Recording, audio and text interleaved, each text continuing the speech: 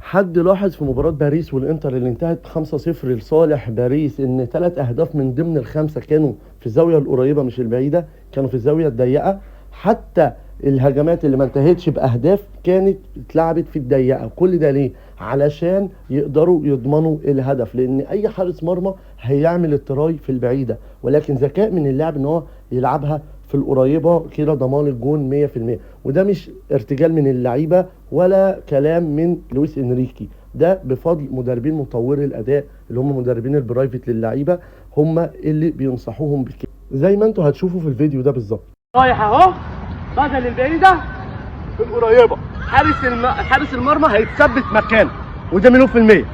على القريبه جول فرقع حلو.